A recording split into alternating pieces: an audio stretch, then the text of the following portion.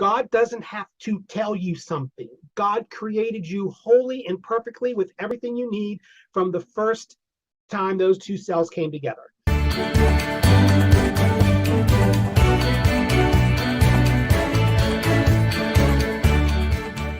Hi, my name is Reverend Lance, and you're here at Street Bishop's YouTube channel or at streetbishops.com. And I'm glad to be here with you today. I'm telling you, when I was driving in, it's 8:05 on a Monday morning, and the message I wanted to bring to you this morning just was just bursting in every cell of my body. I just really wanted to get here and say it to you because it has a lot about what I'm going to talk about today. And that is, what is God saying to us? What should we be doing? What is our mission? There's a lot of talk, and folks will call me and say, how do I know what outreach I should be doing on the streets? After all, we're street bishops, and we believe about bringing the message on the streets to the people. That's the best way to really tell the story. And so folks will say to me, well, I really don't know, what ministry I should be doing or what outreach, or oftentimes they want to talk about theology. Well, like, what do you believe? And what is right? What is wrong? What is all this legalistic theological stuff? And for those of you that are into it, fantastic. I'm not.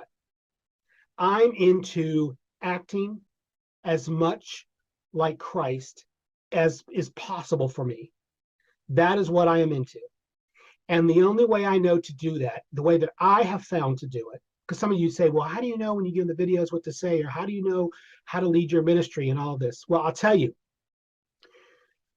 when I discovered for myself, and this may be controversial for some of you, but what I discovered for myself is that everything I need to know, everything I am to be, the best part of me and the least best part of me, is already wired into my DNA and into my spirit before I ever come into this world. Listen to what I'm saying. It's not like there's you and there's God. That's silliness. We know this from science. I know this from experience. I am a part of God. I'm like a little sliver off the slice of spirit. And I refer to my God as God, and talk about Jesus was the earthly experience of that, etc. But there's no separation in my mind. This is for me. You don't have to believe this, but it's something at least to contemplate. That I am simply a slice, a DNA reflection of what can be. And what can be, when I'm first born, I am a pure slice of God. And then in that DNA, what this human experience has is the free will to either A, live out my godliness, or B, to ignore it and not live it out. That's the dichotomy there. We have a choice at every moment of our life, every conscious moment. We can either choose to read and listen to our DNA, which was set by God at the beginning, and express it beautifully and as purely as possible. And if we get it wrong, we try again, and we try again, and we try again. These things that seem like just, why did this happen to me? Why did this trauma happen? Or why did this experience happen? Or why did I have this car accident? Or why did somebody talk to me that way? It's sort of like I'm being attacked. People say I'm being attacked by the devil. That is BS. You are being provided. By the grace of God, you are being provided with opportunities to read your DNA in your spirit and to take every one of those things that happen not to you, but for you. These things that seem like the people call attacks from the devil are blessings from God to challenge you, to give you an opportunity to live out your godly purpose. To live out your godly purpose. And when you say, what does God want me to do? Sit quietly in a prayerful, meditative state and simply allow revelations unto yourself. God doesn't have to tell you You were already told when God created you. It's in your DNA. Anything you need to know is already built right into your cells and your soul and every piece of you. And that this life is a God-provided revelation,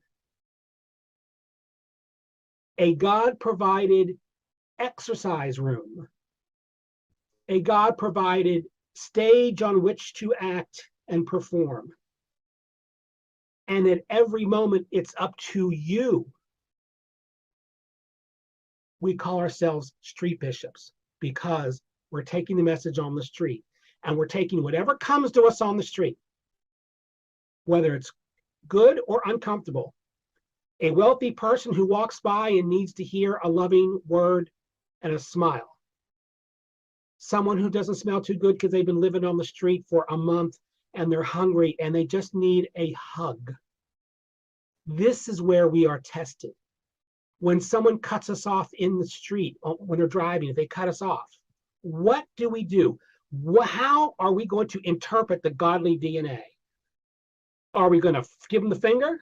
Are we going to curse at them? Are we going to say, oh, that was me yesterday. I probably did that to somebody. Go ahead. No problem. No problem here. You know, it's that grace. It's the compassion. It's the love. It's the peace. And then when you say, well, what does God want me to do? Shut your mouth and open your mind and read the revelations that come. They're already in you. God doesn't have to tell you something. God created you wholly and perfectly with everything you need from the first time those two cells came together. And boom, everything you needed was in your DNA, and it goes back 1,000,000 years in your DNA. You already have all the instructions, right? So you could pray to God and ask what you should do if you want, because some people are in the habit of doing that. But I say, listen and say, God, let me see for myself. Let me see deeply inside this loving, graceful DNA that you've given me. And how should I act or think in this moment? I'm going to read myself. I'm going to read the blessings that you've already given me in my life, in my soul. And then see the revelations in front of you. Believe the signs when you see them. Not a single molecule moves in this universe by accident or randomness, I don't believe. I believe it's a symphony of perfection. And that we just have to watch what's in front of us and read it in our DNA. So when you wonder, what does God want me to do? God already told you.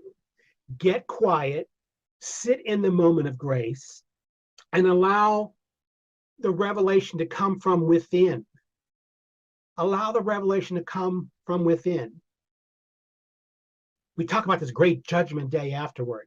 I think the judgment is every single moment of your life. And it is not God, I don't think, that judges you. It's you that judges you, because you can be the most critical judge of all. And you know that. I know that. I'm my greatest critic, right? I know when I have spoken loving, kind words or words that are not loving and kind. I know the difference, and so do you. And whenever I hear the voice inside of me that says, reach out and do this, I know when that voice is, it's not whether it's me or God, because me and God are the same darn thing. We're made of the same quantum mass. We are all the same thing. But I am the blessing of life that God has provided for me to experience. That's what makes me a little bit separate from God, but not really, is that I'm a slice of God that's been granted the grace and the love and the beauty to live a walking life on earth. And so everything I say and everything I do can and is a blessing to God if I allow it, even when I make a mistake and say or do the wrong thing. Because the wondrous thing in this life is, until you take your last breath, you have an unlimited number of opportunities to get it right. That's the greater picture of salvation. Not that you sit down and say, God, come into my life and come into my heart. And okay, that's great. That's good stuff. Go to the altar, say all that. But the true grace here is that the true salvation is in the extent of your life from beginning to end. Salvation is that every second you have an opportunity to live under grace. At every moment, you have an opportunity to speak with grace and love and compassion and divinity. Whether you take that opportunity is up to you. And whether you read those signs and think they're for you or not is up to you. You are the one who makes that choice. So stop sitting around saying, I'm waiting on God. Well, then you're going to wait from now until the cows come home, because God came when you were first created. And God is in your DNA in all things that you do. And some people say, well, what about the devil? What a made up bunch of crap. I'm sorry, I'm not down for it. I'm down for God and grace and spirit. And the first thing that someone wants to say to me is, oh, that's the devil doing this. And no, that's someone wanting to avoid walking into the fire. Daniel didn't avoid it. Right into that lion's den. He didn't avoid the fire. He didn't say, oh, the devil put the lions here for me to make my life miserable. No. We walk into the fire because God provided the fire. Everything that we have is provided by God. It's what you do with it, not how you perceive it. Not, well, it is, because if you can either perceive it as being evil and against you, or you can perceive it as being a grand blessing to help you walk in grace. I choose it to be all of God, all of God's works. Everything is perfect. Everything is wonderful. And what am I going to do with it at every moment? That is the question. So I invite you, instead of waiting for God or asking a million people questions about what you should do or what you should think or how you should believe, get outside of all that mess and get inside yourself. Read your DNA. Figure out the signs. Read yourself. God is speaking through your DNA. God is speaking through everything that's outside of us as well. And begin to put on the glasses of salvation and of journey and see every adversity. See every adversity as a God-given opportunity to live out the DNA and the divinity that is within you now. I hope that helps. Whew, glad I got it out. If you like the video, like it. If you want to subscribe. And it's always a great blessing to be with you. I love you very much. Take care.